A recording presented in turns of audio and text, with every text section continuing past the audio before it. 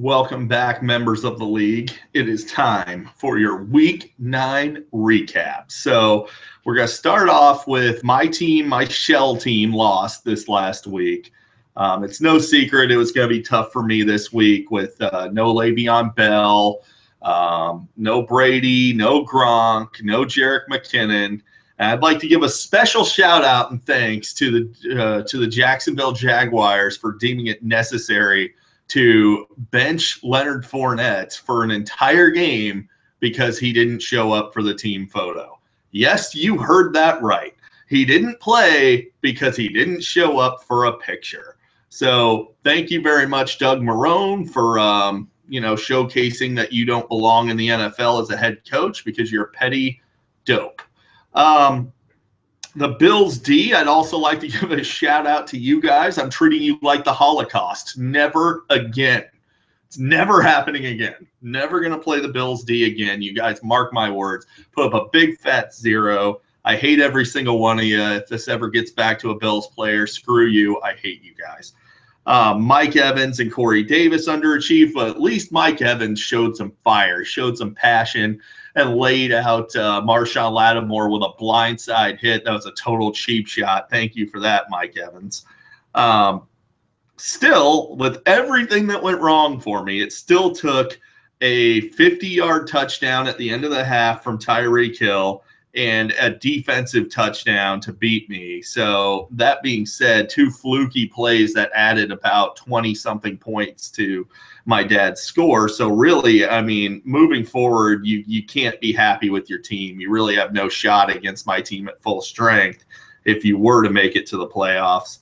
But that being said, so that's it. Your team sucks. You get the W for this week, and it's going to be brutal for you moving forward. So Reese beats Steve in the Battle of the Bastards. Boy, I got to tell you, didn't see this one coming. I thought Steve was going to get the W here, but it just seems like Steve and Jared are just destined to clash for the douche this year. Carson Wentz shredded the Denver defense. It's time to admit that this guy's top quarterback in fantasy. Alvin Kamara is an absolute fantasy superstar. And Reese would like to give Joe a special thanks and a shout out for the Trey Burton suggestion, which netted him over 10 points from the tight end position. So, or he was going to start Jason Witten, who I think had 6 yards. So, kind of a big help, weren't you, Joe? So, on Steve's side, nobody did terrible, but nobody did great with the exception of Russell Wilson. Who my brother should not have traded to Steve for the human pile of garbage that is Dez Bryant, but we'll get to that later. Michael Thomas just keeps on sucking. And again, I'd really like to thank you for being so absolutely stupid about his trade value all season, because I could have him on my team right now, and I'd be very frustrated with him. So I'm glad it's you and not me that's dealing with it.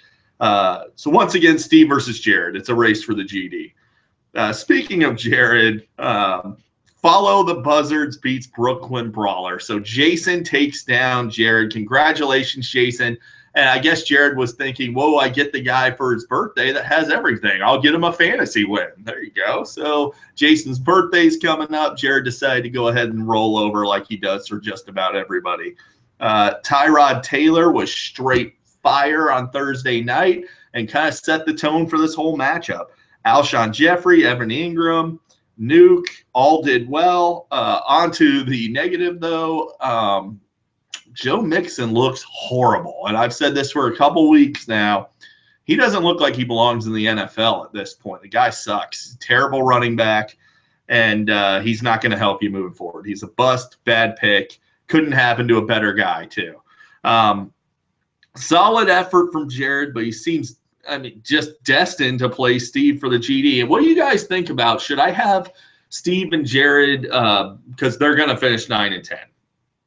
That's how it's going to go. So should I have these two play in week 15 to decide who's going to be the GD? Guys, let me know what your thoughts are on that.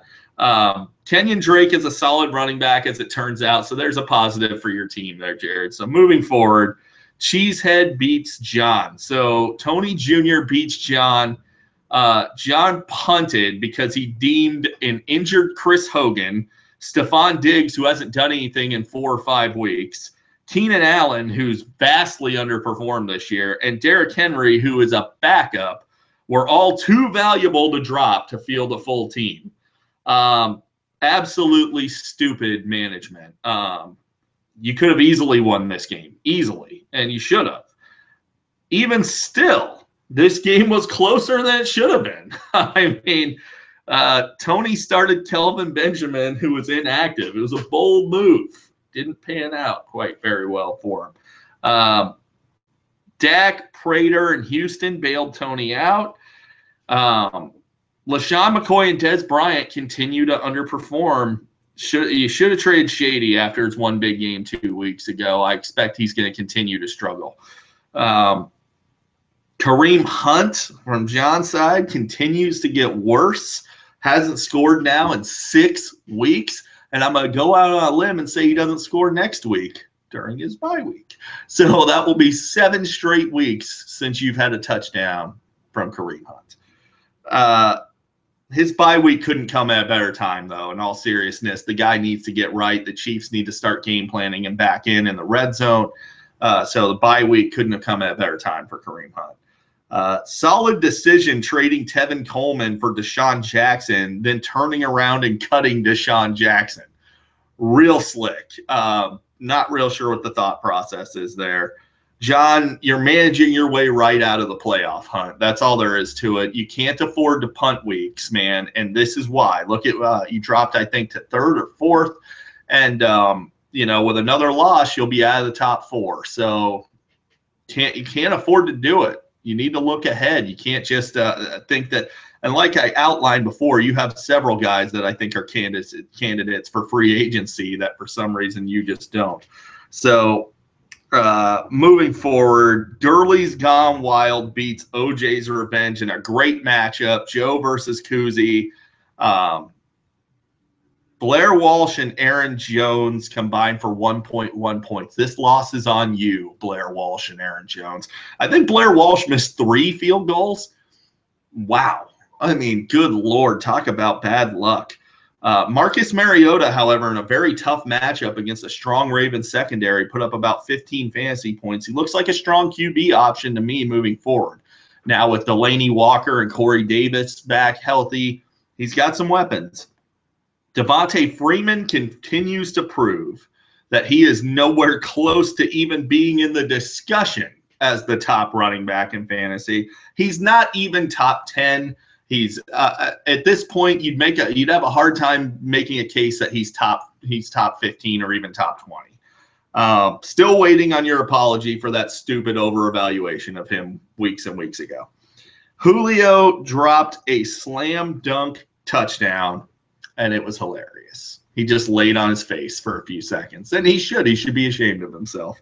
And the whole Atlanta offense should be ashamed of themselves this year. You got, all kidding aside about Devontae Freeman, he is one of the most talented running backs in the league. You have Tevin Coleman, who's a great running back. You have Julio Jones, Mohamed Sanu, Austin Hooper, a high pick, and they just can't get it going. I don't know what their problem is. Todd Gurley is my biggest regret this season. The dude keeps putting up huge efforts. I should have never traded him. But, we'll see how it plays out because I did wind up in the end getting Tom Brady for Jay Ajayi. So we'll see how it plays out.